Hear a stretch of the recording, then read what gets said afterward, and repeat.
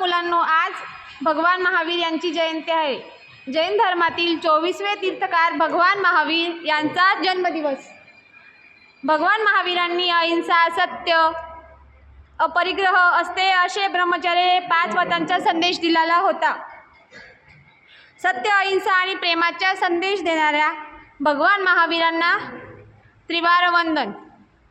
त्यांच्यासाठी आपण एक नवकार मंत्र घेऊ। जोडा हात, करा सुरुवात।